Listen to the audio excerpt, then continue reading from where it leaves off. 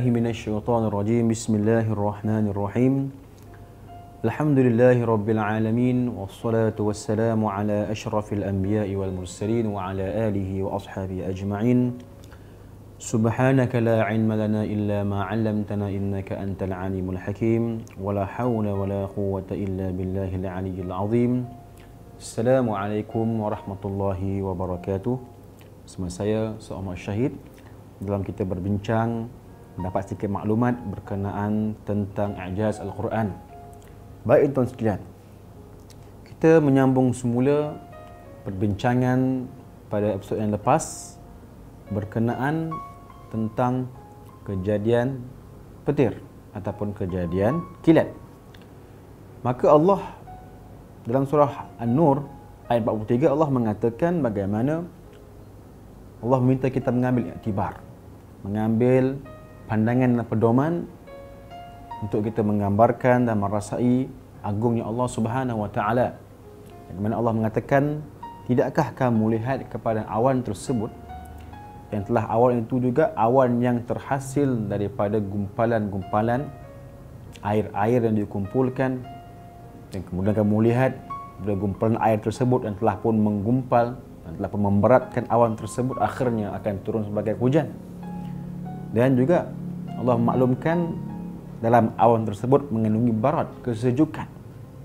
Dan pada akhir ayat Allah mengatakan yakadu sana barqih yadhhabu bil absar, dan hampir-hampirlah kilatan pancaran kilat tersebut menghilangkan pandangan, yakni pandangan manusia.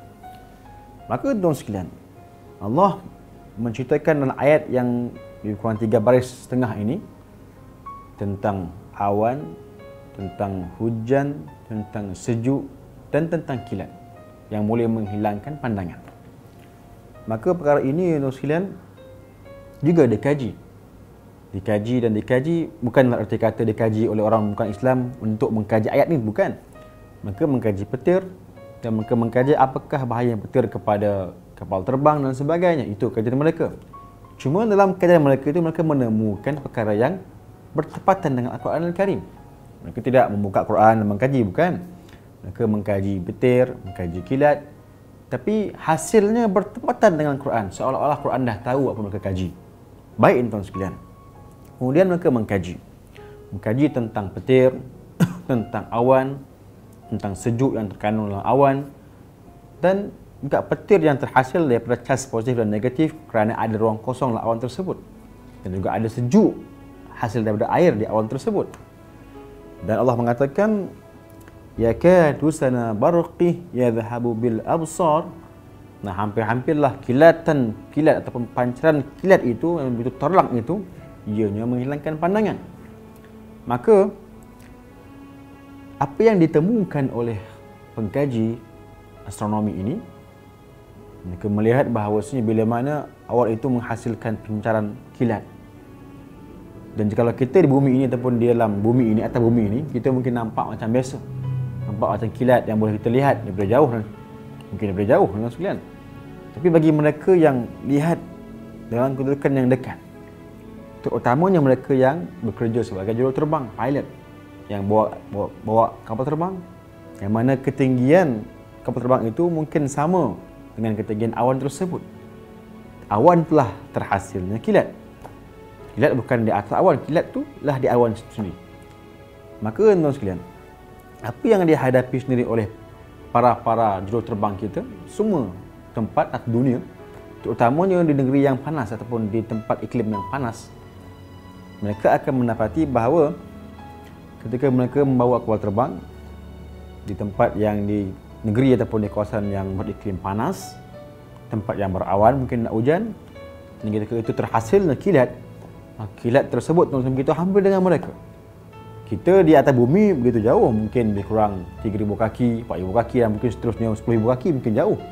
Tapi mereka yang bawa kapal terbang, orang juruterbang, mereka lebih dekat dan nampak penghasilan kilat itu depan mata mereka sendiri. Oleh itu tuan sekalian, bila mana berlakunya kilat dan dilihat di hadapan kapal terbang oleh juruterbang itu sendiri ketika dia bawa kapal terbang, kilat itu begitu hampir dengan dia, dan ketika itu tuan sekalian, kekuatan kilat itu adalah begitu kuat dan begitu terang Sehingga benar Allah mengatakan yakadu sana barqih yadhhabu bil absar. Memang benar kilatan itu sungguh-sungguh terang sehingga menghilangkan pandangan pilot itu untuk seketika.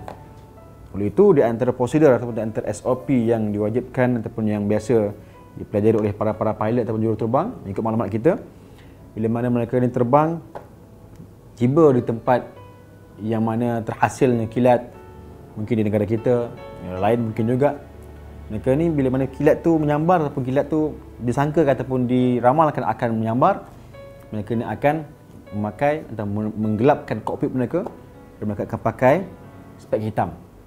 Kerana sudah pasti kilatan itu akan mengganggu pandangan mereka. Oleh mereka mungkin nak landing ataupun nak berlepas ataupun dalam perjalanan mungkin akan terganggu mereka perjalanan. Oleh itu mereka diwajibkan untuk memakai spek hitam. Kerana apa? Kerana kilat ketika itu begitu kuat. Berkemungkinan mereka akan tak nampak untuk tempoh 10 saat, 15 saat dan seterusnya, seminit, lama. Oleh itu mereka wajib atau mereka perlu memakai untuk langkah keselamatan, memakai spek hitam agar mereka boleh melihat dengan jelas ataupun menampak dan tak terganggu dengan kilat tersebut. Ini merupakan satu perkara tuan sekalian, sekalipun tidaklah berlaku pada semua orang.